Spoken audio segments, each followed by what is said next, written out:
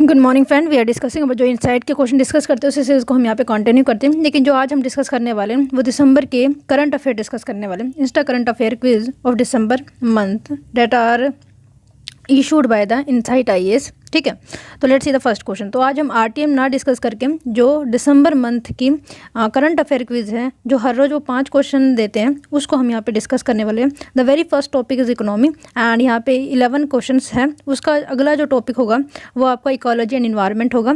Next geography, फिर आपका जो गवर्नमेंटल स्कीम न्यूज़ में थे, प्रोग्राम न्यूज़ में थे, फिर science and technology, international relation, polity, history, art and culture, next state, agriculture, defence and security, and next reports and indices, maps and miscellaneous. Let's see the first question there. The very first question in the economy that is related to the Central Depository Services Limited के बारे में आपसे पूछा जा रहा है इनमें से कौन सी स्टेटमेंट करेक्ट है रिगार्डिंग इट। 3 स्टेटमेंट यहाँ पे आपके सामने। पहली स्टेटमेंट है सेंट्रल डिपॉजिट सर्विसेज लिमिटेड एक मार्केट इंफ्रास्ट्रक्चर इंस्टीट्यूशन है जो क्रूशियल पार्ट है कैपिटल मार्केट इंफ्रास्ट्रक्चर का। सेकंड स्टेटमेंट ये बोल रही है सेंट्रल डिपॉजिटरी सर्विस लिमिटेड जो है only state owned share depository है इंडिया के अंदर। Number 3, share depository hold share in an electronic or dematerialised form and an are enabler for security transaction. तो आपको बताना है कौन सा यहाँ पे सही है। सही की बात करोगे तो यहाँ पे जो स्टेटमेंट फर्स्ट एंड थर्ड है वो कम्प्लीटली सही है, लेकिन यहाँ पे जो ये ओनली वर्ड आ गया ना इसी वजह से ये गलत हो जाता है। देखो, जो CDSL है मतलब सेंट्रल डिपॉजिटरी सर्विसेज लिमिटेड है, गवर्नमेंट रजिस्टर्ड शेयर डिपॉजिटरी है, along its other state owned counter part भी है जैसे national security depository limited that is also known as the NSDL। ठीक है, शेयर डिपॉजिटरी होल्ड शेयर मतलब इसका काम क्या होता है शेयर डिपॉजिटरी का, तो hold share in an electronic or dematerialise form that is the statement number 3, right. Okay, from and all are enabler for security transaction playing somewhat similar role to what bank play in holding cash and fix deposit. इस तरीके से आपका जो bank होता है वो काम करता है, उसी तरीके से जो सेंट्रल डिपॉजिटरी है सेम काम ये भी करता है। ठीक है, और ये हेल्प करता है कस्टमर को keep their cash in electronic form. Share depository help customer store share in dematerialised form. मतलब ये है कि ये जो आपका कैश है वो इलेक्ट्रॉनिक फॉर्म में होल्ड करने में हेल्प करता है। सेकंड CSDL वाज जो है 1999 में फाउंड किया गया था, एक मार्केट इंफ्रास्ट्रक्चर इंस्टीट्यूशन जिसको MIA के नाम से भी जानते हैं, that deem to be a crucial part of the capital market infrastructure providing service to the all market participate including exchange, cleaning corporator, depository participant, issues and investor. ठीक है, तो CSDL क्या है, एक आप ये कह सकते हैं एक बैंक टाइप से है जिसमें आप अपने पैसे को वो आप इलेक्ट्रॉनिक फॉर्म में रख सकते हैं। ठीक है, सेकंड स्टेटमेंट देखते हैं regarding loan right of. Loan जब हम राइट ऑफ कर देते हैं उसका क्या इंप्लीकेशन होता है उससे related question you know very well. जब NPA है, NPA को हम हटा दें अपनी जो भी अकाउंटिंग बुक्स है उसी को ही हम लोन राइट ऑफ कहते हैं। Number first statement writing off loan essentially mean it will no longer be counted as an asset. तो ये इसको अब काउंट नहीं किया जाता है एसेट, क्योंकि ये जो एक लाइबिलिटी बन चुका होता है और परमानेंट लाइबिलिटी होता है। जो पैसे ये होता क्या है बेसिकली, जो पर्सन लोन लेके गया वो लोन नहीं चुका पाता है, अब वो लोन नहीं चुका पाता है तो वो कहीं ना कहीं तो रिकॉर्ड रखेगा बैंक। अगर बैंक उस रिकॉर्ड को ही हटा दे उसको ही जो है लोन राइट ऑफ कहा जाता है। तो ये कहा जा सकता है कि ये जो है एसेट तो नहीं होगा, और ये जो पैसा है ये नुकसान जो हुआ है बैंक को वो कौन चुकाएगा, वो बैंक ही चुकाएगा अपने पास से, है ना। नंबर सेकंड स्टेटमेंट देखते हैं the amount so return of reduces the bank tax liability. तो जो टैक्स लाइबिलिटी है कि वो रिड्यूस कर देते हैं, मेरे हिसाब से ऐसा नहीं होना चाहिए। नंबर सेकंड स्टेटमेंट देखते हैं ये लाइबिलिटी तो रिड्यूस कर देता है बट ओवरऑल अगर हम देखें तो नुकसान जो है बैंक को ही उठाना पड़ता है। Anyway after the right of bank जो है कंटिन्यू नहीं करेगा अपने एफर्ट रिकवर द लोन। ऐसा नहीं है कि बैंक हर कोशिश करेगा, हर पल ये कोशिश करेगा कि उसका जो बैंक या जो बैड राइट ऑफ हुआ लोन है वो वापस आ जाए। तो third statement is incorrect but first and second are correct. The amount so return reduces the tax liability, bank tax liability को रिड्यूस कर देता है। बस ये कह सकते हैं कि यस रिड्यूस कर देता है in return form, but overall ये जो है नुकसानदेह ही होता है बैंक्स के लिए। बाकी अब इसके बारे में देखें writing off loan essentially mean till no longer be counted as asset. By writing off loan a bank can reduce the level of non performing asset on its books. मतलब बुक से ही हटाया जाता है, वैसे जो नुकसान होता है बैंक को रियल में होता है। And additional benefit is that the amount so return of reduce the banks tax liability. The bank rights of loan after becoming borrower had defaulted ये तब कब होता है, जब बोरोवर जो है डिफ़ॉल्ट कर देते हैं on the loan repayment and there is very less या low chance of recovery. The lender then move the defaulted loan and pay out of the set aside and report the amount as loss. तो ये जो है amount loss की तरीके से दिखाना शुरू कर देता है। बाकी इसके बारे में देख सकते हैं। Any let's see the next question. Number third question है, consider the following statement regarding the e rupee को जो अभी लॉन्च किया गया है उससे रिगार्डिंग क्वेश्चन पूछा गया है। नंबर फर्स्ट स्टेटमेंट आपसे पूछ रही है, ई रूपी एक इलेक्ट्रॉनिक वर्जन है कैश का and will be primarily meant for retail transaction. That is correct, retail transaction में हम ई रूपी का यूज़ कर सकते हैं।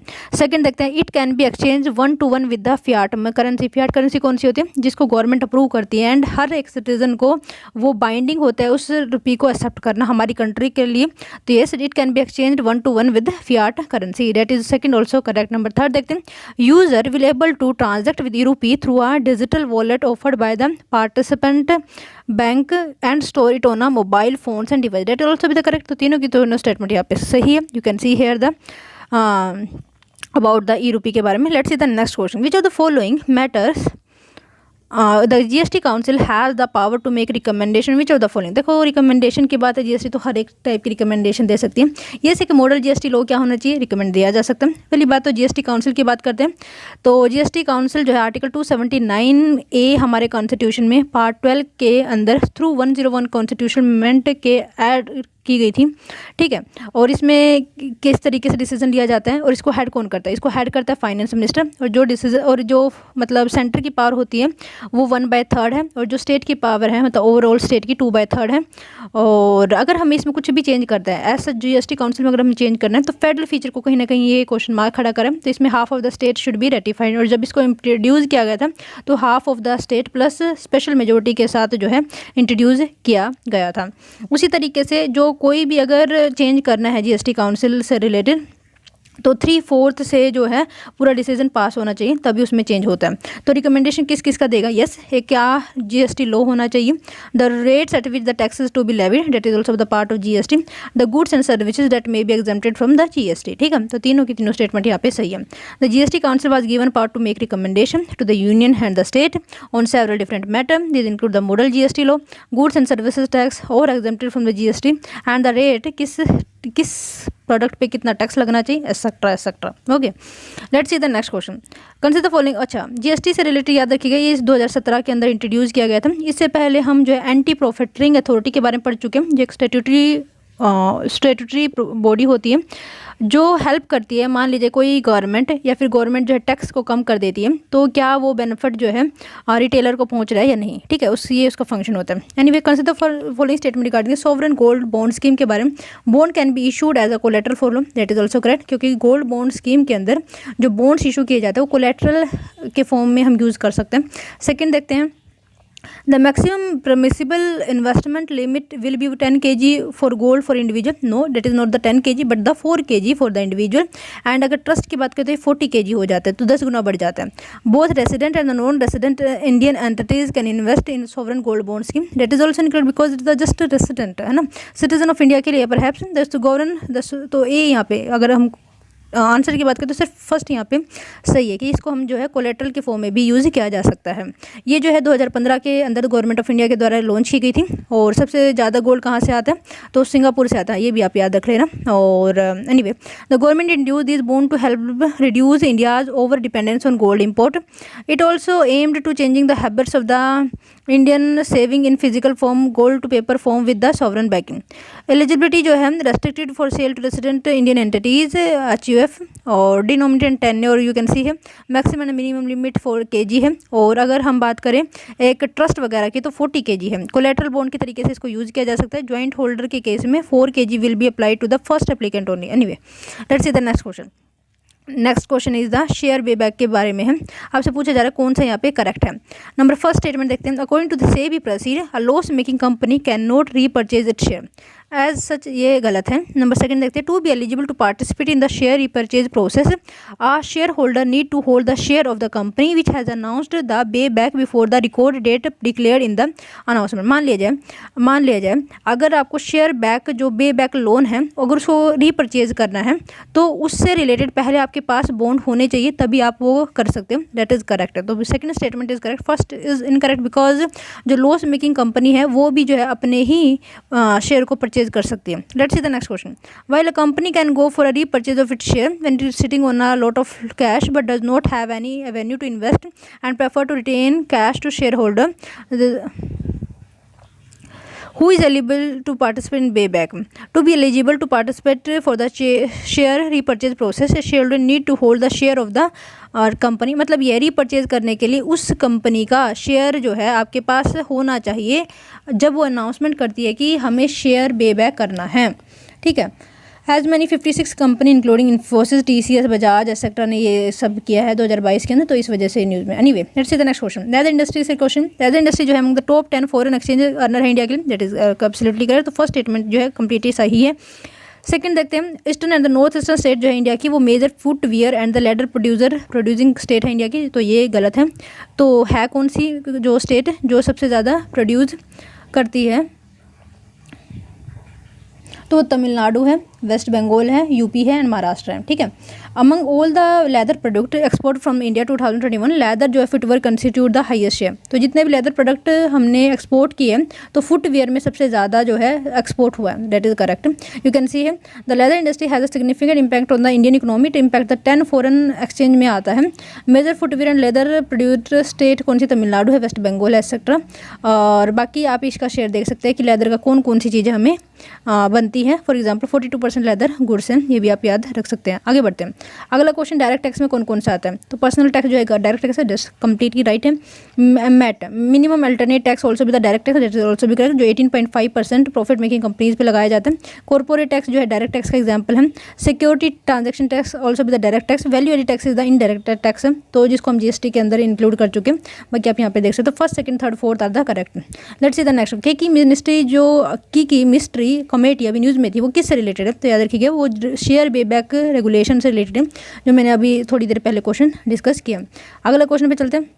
अगला जो क्वेश्चन है, are recession typically involve the overall output in economic contracting for at least 2 consecutive quarter. Yes technically recession को हम डिफाइन इसी तरीके से करते हैं कि अगर 2 क्वार्टर तक मतलब 2 क्वार्टर तक मतलब 8 महीने तक है ना, सॉरी 6 महीने तक अगर मतलब जो लो इकोनॉमी लॉस में चल रही है ना, GDP नेगेटिव में ग्रो कर रही है। ठीक है। तो फर्स्ट स्टेटमेंट मेरे हिसाब से सही होनी चाहिए। सेकंड स्टेटमेंट देखते हैं, one can predict recession by looking at the yield inversion in some economy, that is also correct. Some economy yield inversion देख के भी जो है रिसेशन का पता लगाया जा सकता है, that is also correct. Yield inversion happen when yield for a longer duration bond are higher than the yield on a shorter duration bond. नहीं, यील्ड इन्वर्जन उस वक्त होती है जहाँ पे जो शॉर्टर ड्यूरेशन बॉन्ड होते हैं वो हाइयर हो as compare to the longer duration bond. Yield अगर शॉर्टर ड्यूरेशन बॉन्ड में अगर ज़्यादा होती है as compare to the longer duration bond. ठीक है। तो ए ऑप्शन यहाँ पे सही, first and third are correct, second is incorrect. बाकी आप देखना।